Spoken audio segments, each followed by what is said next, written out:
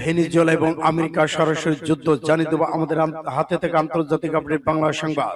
শুরুতে থাকছে সংবাদ শিরোনাম, এরপর যেন বিস্তারিত। যে কারণে সিরিয়ার আইএস ঘাঁটিতে যৌথ হামলা যুক্তরাজ্য ফ্রান্সের। আরো জানিয়ে দিব হামলা ছেলে মাদুরিকে আটক করা আন্তর্জাতিক আইনের লঙ্ঘন, মামদানি ঘোষণা। নিজস্ব প্রযুক্তি ক্ষেপণাস্ত্র পরীক্ষা চালিয়েছে পাকিস্তান। অবৈধ অস্ত্র উদ্ধার, সন্ত্রাসী গ্রেপ্তার, সারা দেশে শুরু হয়েছে যৌথবাহিনী অভিযান। ইসির কম্বোডিয়ার বিরুদ্ধে যুদ্ধাপরাধের অভিযোগ করল থাইল্যান্ড। শেখ হাসিনাকে বাংলাদেশে পাঠাতে মোদির প্রতি আহ্বান ও আইসির। মাদুরকে মুক্তি দেওয়ার আহ্বান চীনের, পরিস্থিতি পর্যবেক্ষণ করছে ভারত। এবং সর্বশেষে জানিয়ে দিব এবার সর্বাত্মক যুদ্ধের জন্য বন্ধু রাষ্ট্রকে ডাক দিয়েছে ইরান। এতক্ষণ শুনছিলেন সংবাদ শিরোনাম, এখন বিস্তারিত। তবে অনুরোধ থাকবে এই ভিডিওটিতে একটি লাইক দিন এবং কমেন্টস করে জানিয়ে দিন আপনি কোন জেলা থেকে বা কোথা থেকে আমাদের সাথে যুক্ত রয়েছেন। ইরান ইসরায়েল যুদ্ধের আপডেট বাংলা সংবাদ হাতে পেতে চ্যানেলটি সাবস্ক্রাইব করুন, আমাদের এই সঙ্গে থাকুন। যে কারণে সিরিয়ার আইএস ঘাঁটিতে যৌথ হামলা যুক্তরাজ্য ফ্রান্সের। সিরিয়ার আইএস জঙ্গি সংগঠন আবার যেন শক্তিশালী হয়ে উঠতে না পারে, সে কারণে দেশটির ইসলামিক স্টেট আইএস একটি আস্তানায় শনিবার রাতে যৌথ বিমান হামলা চালিয়েছে যুক্তরাজ্য ফ্রান্স। এক বিবৃতি তথ্য নিশ্চিত করেছে ব্রিটিশ প্রতিরক্ষা মন্ত্রণালয়। ব্রিটেন, ফ্রান্স রবিবার জানিয়েছে সিরিয়ার ইসলামিক স্টেট আইএস গোষ্ঠীর বিরুদ্ধে যৌথ হামলা চালিয়েছে তারা, যাতে এই জঙ্গি সংগঠনটি আরো শক্তিশালী হয়ে উঠতে না পারে।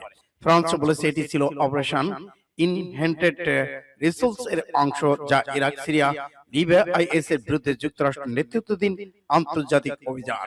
ব্রিটিশ প্রতিরক্ষা মন্ত্রণালয় জানিয়েছে শনিবার রাতে ফ্রান্সের সঙ্গে সমন্বয়ে সিরিয়ার একটি ভূগর্ভস্থ স্থাপনায় হামলা চালানো হয়েছে, যেটি আইএস অস্ত্র মজুদের জন্য ব্যবহার করে থাকতে পারে। মন্ত্রণালয়ের বিবৃতিতে বলা হয়, রয়্যাল এয়ার ফোর্সে ফ্রান্সের সঙ্গে যৌথ অভিযান দাইশের বিরুদ্ধে সফল হামলা সম্পন্ন করেছে। বিবৃতিতে বলা হয়, স্থাপনাটি দাইশের দখলে ছিল। সম্ভব অস্ত্র এবং বিস্ফোরক সংরক্ষণের জন্য স্থাপনাটির চারপাশে কোনো বেসামরিক বসতি নেই। মন্ত্রণালয় আরো জানায়, পালমিরার প্রাচীন স্থাপনার উত্তরে চালানো বোমা হামলায় বেসামরিক ঝুঁকিতে পড়ার কোনো ইঙ্গিত নেই। ফরাসি সশস্ত্র বাহিনী একত্রে দেওয়া বিবৃতিতে জানায়, অপারেশন ইনহেন্টেড রিসলভের অংশ হিসেবে ন্যাটোর এই দুই মিত্রদেশ সন্ত্রাসী সংগঠন ইসলামিক স্টেটের অবস্থানে হামলা চালিয়েছে। বিবৃতিতে বলা হয়, দাইশের পুনরুদ্ধার ঠেকানো অঞ্চলটি নিরাপত্তার জন্য বড় একটি বিষয়। হামলা ছেলে মাদুরিকে আটক, আন্তর্জাতিক আইনের লঙ্ঘন, মামদানি ঘোষণা। ভেনেজুয়েলায় স্থানীয় সময় শনিবার মধ্যরাতে মার্কিন বিমান বাহিনী হামলা চালিয়ে প্রেসিডেন্ট নিকোলা মাদুরোকে আটক করে।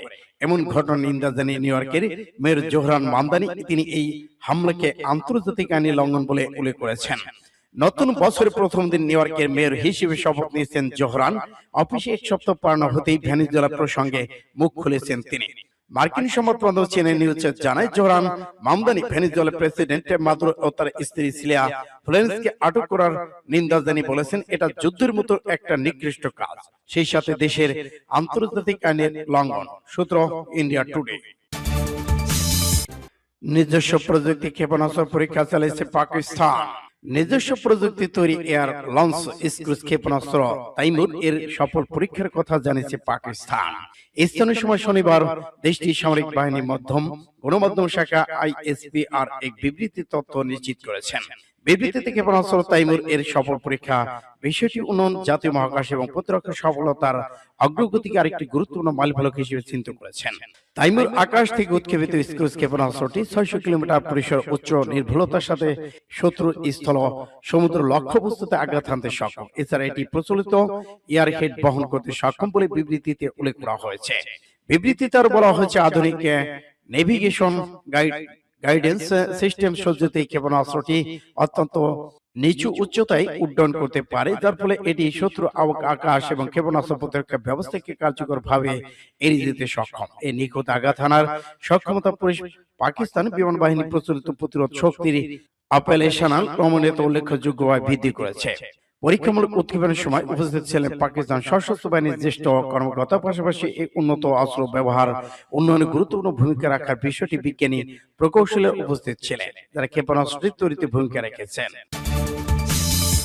অবৈধ অস্ত্র উদ্ধার, সন্ত্রাসীদের গ্রেপ্তারে সারা দেশে শুরু হচ্ছে যৌথ বাহিনী অভিযান। ইসি নির্বাচনকে সামনে রেখে সারা দেশে যৌথ বাহিনী অভিযান শুরু হবে বলে জানিয়েছেন নির্বাচন কমিশনার ইসি ব্রিগেডিয়ার জেনারেল অবসরপ্রাপ্ত আবুল ফজল মোহাম্মদ ছানাউল্লাহ। রোববার কক্সবাজার জেলা প্রশাসন আয়োজিত এক সভায় তিনি এ তথ্য জানান। তিনি আশা প্রকাশ করেছেন আজকের মধ্যে স্বরাষ্ট্র মন্ত্রণালয়ের পরিপত্র জারি হবে এবং সবাই সেই পরিপত্রের গুরুত্বপূর্ণ বিষয়গুলো তুলে ধরেন। তিনি বলেন, এখন থেকে যৌথ বাহিনী অপারেশন শুরু করা সারা দেশ সকল বাহিনীকে প্রধানদের নিয়ে নির্বাচন কমিশনে এরই মধ্যে মিটিং হয়েছে। এ বিষয়ে সকল হেডকোয়ার্টার অবগত। যৌথ বাহিনী অভিযানের মূল লক্ষ্য হবে তিনটি: এক, অবৈধ অস্ত্র উদ্ধার, নির্বাচন সামনে রেখে যে অবৈধ অস্ত্রের সর্ব আছে সেগুলো উদ্ধার করা, যেগুলো উদ্ধার করা সম্ভব না সেগুলো যেন কোনো অপকর্মে ব্যবহৃত না হয়। ইসি সানুল্লাহ এবং ২ নম্বর বিষয় হচ্ছে চিহ্নিত সন্ত্রাসীদের গ্রেপ্তার এবং আইনের আওতায় নিয়ে আসা। আর ৩, নির্বাচন কেন্দ্রিক দল এবং প্রার্থী যে আচরণবিধি আছে সেই আচরণবিধি বড় কোনো ব্যত্যয় ঘটলে তা যৌথ বাহিনী দেখবে। ছোটখাটো ব্যত্যয় রুটিন যেসব কমিটি আছে তা দেখবে বলেও জানান তিনি। রোহিঙ্গাদের বিষয়ে আইন শৃঙ্খলা বাহিনীকে সতর্ক করেন এই নির্বাচন কমিশনার। তিনি বলেন, ক্যাম্পগুলো সিল করে নিতে হবে, স্থল সীমান্ত সাগর পথে নজরদারি বাড়াতে হবে যাতে কোনোভাবে দুষ্কৃতিকারীরা এগুলো ব্যবহার করে অপরাধ সংগঠিত করতে না পারে।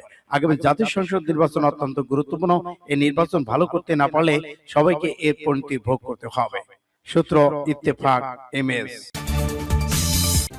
কম্বোডিয়ার বিরুদ্ধে যুদ্ধাপরাধের অভিযোগ করল থাইল্যান্ড। কম্বোডিয়ার বিরুদ্ধে যুদ্ধাপরাধ এবং আন্তর্জাতিক মানবিক আইন লঙ্ঘনের অভিযোগ করেছে থাইল্যান্ড। অভিযোগে বলা হয়েছে বেসামরিক এলাকা আক্রমণ করা হয়েছে এবং যুদ্ধক্ষেত্রে নিজস্ব ভূসৈন্যদের মৃতদেহ ফেলে দেওয়া হয়েছে। রোববার থাই জয়েন্ট প্রেস সেক্রেটারি সেন্টারের এক বিবৃতিতে বলা হয়েছে, থাইল্যান্ডের কাছে প্রমাণ রয়েছে যে কম্বোডিয়ার সশস্ত্র বাহিনী দীর্ঘদিন ধরে সীমান্তে থাই ভূখণ্ড দখল করে রেখেছে। বেসামরিক এলাকা, ঘাঁটি এবং সামরিক অস্ত্রাগার স্থাপন করা হয়েছে। যৌথ প্রেস সেন্টার বলেছে এটি বেসামরিক নাগরিকদের মানব ঢাল হিসেবে ব্যবহার করা হয়েছে বলে বিবেচনা করা হয়, যা আন্তর্জাতিক মানবিক আইন লঙ্ঘন করে। এই ধরনের আক্রমণ বেসামরিক নাগরিকদের উপর সরাসরি আক্রমণ শামিল আন্তর্জাতিক আইনের অধীনে যুদ্ধাপরাধ। ব্যাংকক পোস্ট করেছে, কম্বোডিয়ার রকেট এবং কামানের গোলা নিক্ষেপ করেছে। এতে থাইল্যান্ডের বেসামরিক বাড়িঘর, অবকাঠামো এবং সম্পদের ক্ষতি হয়েছে। এছাড়াও সশস্ত্র সৈন্য চলাচল, সীমান্ত আন্তঃসীমান্ত গুলিবর্ষণ, যুদ্ধবিরতি লঙ্ঘনের মতো বিকল্পিত উস্কানিমূলক ঘটনা ঘটেছে। তাই জয়েন্ট প্রেস সেন্টার আরো বলেছে, থাইল্যান্ড আন্তর্জাতিক সম্পদের প্রতি মানবিক আইন যাচাইযোগ্য প্রমাণের ভিত্তিতে পরিস্থিতি বিবেচনা করার জন্য আহ্বান জানিয়েছে, তথ্য বিকৃত বা প্রচারণার ভিত্তিতে নয়। সূত্র ইত্তেফাক এসকে। শেখ হাসিনাকে বাংলাদেশে পাঠাতে মোদির প্রতি আহ্বান ওআইসির। ভারতের লোকসভার সদস্য আসাদুদ্দিন ওআইসির দেশটির প্রধানমন্ত্রী নরেন্দ্র মোদির প্রতি শেখ হাসিনাকে দেশে ফেরাতে পাঠানোর আহ্বান জানিয়েছেন। রোববার ইকোনমিক্স টাইমস জানিয়েছে, ওআইসি বলেন, দিল্লিতে নরেন্দ্র মোদীর যে বোন বসে আছে তাকে বাংলাদেশে পৌঁছে দেওয়া হোক। তিনি উল্লেখ করেছেন, মহারাষ্ট্রের বিজেপি সরকার মহারাষ্ট্র বোম্বাইয়ের জনগণকে বলেছে, আমরা বাংলাদেশিদের তাড়িয়ে দিয়েছি, আরো একজনকে তাড়িয়ে দিন না। মোদীজির বোন হিসেবে দিল্লিতে যে বসে আছে, আপনারা কি চান জনাবাকে বাংলাদেশে ফেরত পাঠানো হোক? ভারতের এই নেতা আরো বাংলাদেশের ছাত্র জনতার অভ্যুত্থানে ক্ষমতাচ্যুত প্রধানমন্ত্রী শেখ হাসিনাকে আশ্রয় দেওয়ার সমালোচনা করেন। ওআইসি বিহারের কথা উল্লেখ করে বলেছিলেন, মোদী বলেছেন, বিহারে বাংলাদেশে আছে, মোদীজি বিহারে বা সীমান্ত অঞ্চলে যে কোনো বাংলাদেশি নেই। তবে আমাদের দিল্লিতে বাংলাদেশ থেকে আসা এক বোন বসে আছেন, তাকে বাংলাদেশে পাঠান, সীমান্ত অঞ্চলে আনুন, আমরাই তাকে বাংলাদেশে পৌঁছে দেব। সূত্র ইত্তেফাক এসকে। মাদুরোকে মুক্তি দেওয়ার আহ্বান চীনে পরিস্থিতি পর্যবেক্ষণ করেছে ভারত। ভেনিজুয়েলা মার্কিন সামরিক অভিযান এবং দেশটির প্রেসিডেন্ট নিকোলা মাদুরো এবং তার স্ত্রী ফ্লোরেন্সকে কারাকাসের বাসভবন থেকে তুলে নেওয়ার ঘটনাকে আন্তর্জাতিক আইনের সুস্পষ্ট লঙ্ঘন বলেছে চীন। সেই সঙ্গে মাদুরো দম্পতিকে অবিলম্বে মুক্তি দেওয়ার আহ্বান জানিয়েছে বেজিং। আজ রোববার চীনের পররাষ্ট্র মন্ত্রণালয় এক বিবৃতিতে এমন আহ্বান জানানো হয়। বিবৃতিতে বলা হয়, প্রেসিডেন্ট নিকোলা মাদুরো এবং তার স্ত্রীকে জোর করে আটক করা এবং দেশ থেকে নিয়ে যাওয়ার ঘটনায় চীন গভীর উদ্বিগ্ন। বেজিং জোর দিয়ে বলেছেন, মাদুরো এবং তার স্ত্রী চিলিরা ফ্লোরেন্সের নিরাপত্তাকে সর্বোচ্চ অগ্রাধিকার দিতে হবে। চীন যুক্তরাষ্ট্রকে ভেনিজুয়েলা সরকার পতনের চেষ্টা বন্ধ করার আহ্বান জানিয়েছেন। শনিবার মার্কিন প্রেসিডেন্ট ডোনাল্ড ট্রাম্প মাদুরো এবং তার স্ত্রীকে তুলে ভেনিজুয়েলার বাইরে নিয়ে যাওয়ার কথা জানানোর পর থেকে এটি চীনের দেওয়া তৃতীয় বিবৃতি। বেজিং, ভেনেজুয়েলা এবং দেশটির প্রেসিডেন্ট বিরুদ্ধে যুক্তরাষ্ট্রের এই পদক্ষেপকে আধিপত্যবাদী কর্মকাণ্ড এবং শক্তির নগ্ন ব্যবহার বলে তীব্র সমালোচনা করেছেন। একই সঙ্গে ওয়াশিংটনের জাতিসংঘ সনদ মেনে চলার তাগিদ দিয়েছেন। সর্বাত্মক যুদ্ধের জন্য বন্ধু রাষ্ট্রগুলোকে ডাকছে ইরান। মধ্যপ্রাচ্যে চলমান উত্তেজনার মধ্যে ইরান এবার সর্বাত্মক যুদ্ধের প্রস্তুতি নিচ্ছে। এ লক্ষ্যে মুসলিম বন্ধু রাষ্ট্রগুলো একত্রিত করে একটি যৌথ সেনাবাহিনী গঠনের আহ্বান জানিয়েছে তেহরান।